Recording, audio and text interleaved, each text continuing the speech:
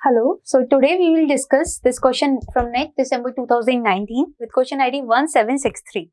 The question says, let less than equal to be the usual order on the field R of real numbers. Define an order less than equal to on R2 by AB less than equal to CD if A less than C or A equal to C and B less than equal to D. Let me first explain this. Okay, so we'll see what the definition says. AB less than equal to CD.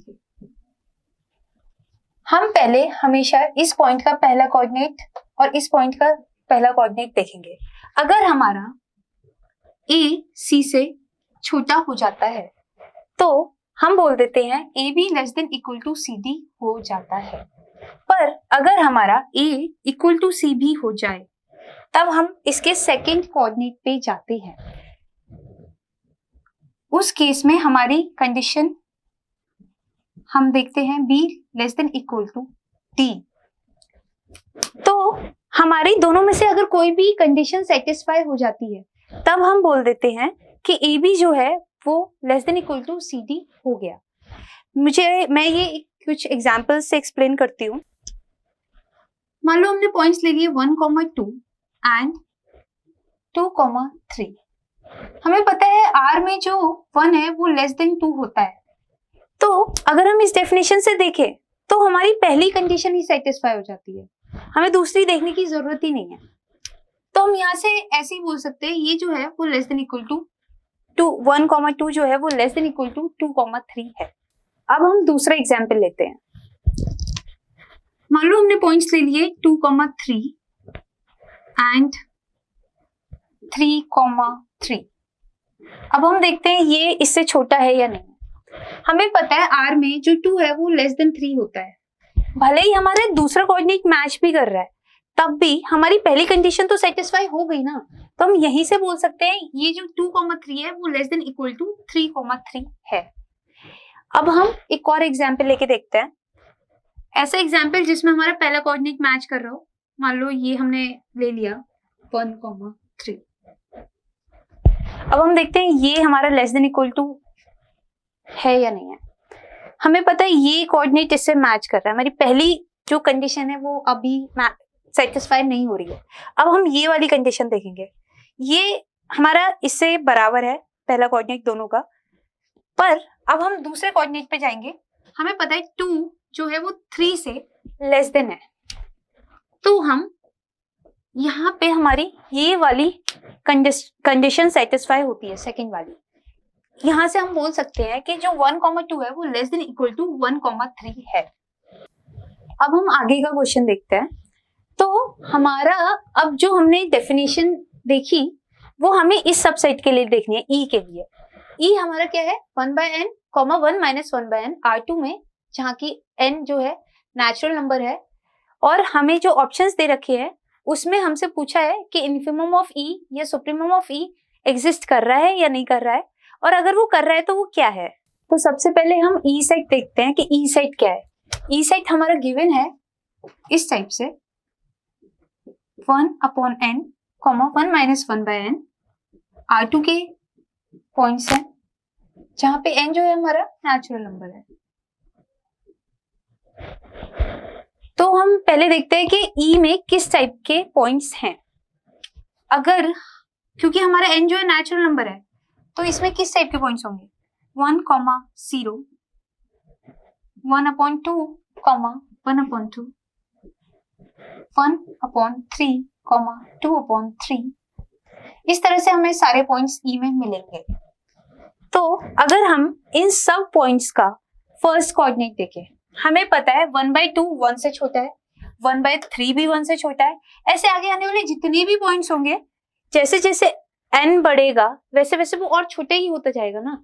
तो वो हमेशा 1 से पहला coordinate, इन हर points का पहला coordinate 1 से छोटा ही होगा. तो अगर हम कोई भी पॉइंट ले लें xy E में, अगर हम ये पहली वाली कंडीशन देखें जो क्वेश्चन में गिवन है, हमारी इन सब पॉइंट्स में पहली कंडीशन ही सेटिस्फाई हो रही है कि जो हमारा ये बाकी जो पॉइंट्स है 1,0 को छोड़ के, ये सबका पहला कोऑर्डिनेट 1 से छोटा हो रहा है, हमारी ये कंडीशन ही सेटिस्फाई हो रही है, तो हम इसी से बोल सकते हैं कि ये हर पॉइंट जो है वो लेस देन इक्वल टू 1,0 है। हमें दूसरी कंडीशन देखने की जरूरत ही नहीं है। बराबर कब है ये? जब 1,0 खुद है। अब हम इससे बोल सकते हैं कि जो 1,0 है वो हमारे इस सेट का अपर बाउंड है, और किसी भी सेट का अपर बाउंड अगर उस सेट में एग्जिस्ट कर रहा है तो वो सुप्रीमम हो जाता है।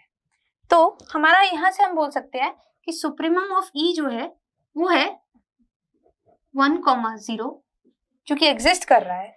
तो यहां से हम बोल सकते हैं कि ये जो सी वाला हमारा ऑप्शन है और डी वाला जो हमारा ऑप्शन है ये डिस्कार्ड हो जाता है यहीं पर ही। तो अब हम ई सेट का इन्फिमम देखते हैं। तो इन्फिमम हम कैसे पता लगाते हैं कि हम सेट ऑफ लोअर बाउंड्स ढूंढे और उसमें सबसे बड़ा एलिमेंट हमारा इन्फिमम हो जाता है। तो पहले तो हम यही अगर एग्जाम अप्रोच से देखें तो हम पहले ये देख लेंगे 0,1 हमारा लोअर बाउंड है भी या नहीं। अगर ये लोअर बाउंड नहीं होता है तो हमारा यहीं से ही डिस्कार्ड हो जाएगा, और अगर ये लोअर बाउंड है तो ये हमारा सबसे बड़ा लोअर बाउंड होना चाहिए। तो अगर हम ये सेट देखें ई सेट, हमें पता है कि 1 जो है हमारा वो 0 से बड़ा है, ऐसे ही हमारा ये 1/2 जो है वो 0 से बड़ा है। इसी तरह से हम ई सेट के हर पॉइंट का पहला कोऑर्डिनेट देखें तो वो 0 से बड़ा ही है। वो 0 को अप्रोच कर रहा है पर वो 0 कभी भी खुद नहीं हो रहा है। तो अगर हम यहां से देखें 0,1 जो है, अगर हमारा XY कोई भी ई का पॉइंट हम लेते हैं तो हमारा XY जो है 0,1 पहली कंडीशन हमारी जो गिवन है उससे ही देख लेते हैं, क्योंकि ये 0 से हमेशा ही बड़ा है। तो यहीं से ही हमारा हम बोल सकते हैं कि XY जो है अगर वो E को बिलोंग कर रहा है तो वो 0,1 से बड़ा ही होगा, क्योंकि वो पहली कंडीशन सेटिस्फाई कर रहा है। हमें दूसरी देखने की जरूरत ही नहीं है। तो हम यहां से बोल सकते हैं 0,1 जो है वो एक लोअर बाउंड है।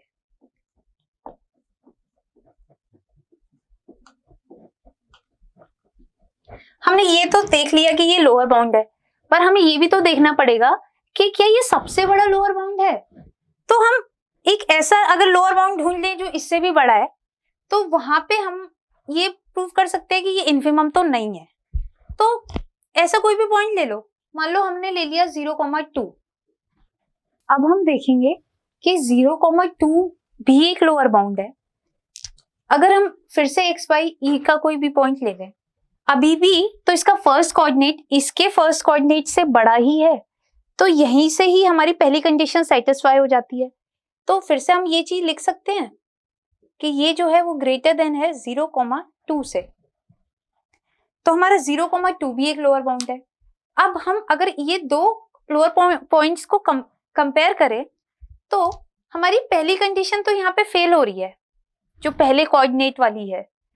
तो हमारा क्या, अब हम सेकंड कोऑर्डिनेट पे जाएंगे। हमें पता है जो 1 है वो लेस देन 2 है, ठीक है। तो हम सेकंड कंडीशन अगर देखें 0 is equal to 0 but B is less than equal to D, यहां से हम बोल सकते हैं कि जो 0,1 है वो लेस देन है 0,2 से। तो ये वाली चीज जो है कि ये 0,1 जो है वो ग्रेटेस्ट लोअर बाउंड है, ये तो यहाँ पे डिस्कार्ड हो जाती है, क्योंकि हमें एक और लोअर बाउंड मिल गया जो इससे भी बड़ा है। तो यहाँ पे ही हम बोल सकते हैं कि इन्फिमम तो नहीं है, और ये वाला ऑप्शन यहीं पे हमारा डिस्कार्ड हो जाता है। तो अब हमारा बचता है बी ऑप्शन। ए हमने यहाँ पे डिस्कार्ड कर दिया था, तो एक ही ऑप्शन बचता है, तो ऑब्वियसली यही सही है। पर जनरल अप्रोच भी तो हमें आनी चाहिए। तो अब हम जनरल तरीके से ई सेट का इन्फिमम निकालेंगे। अगर हम ई सेट का lower set of lower bound बनाएं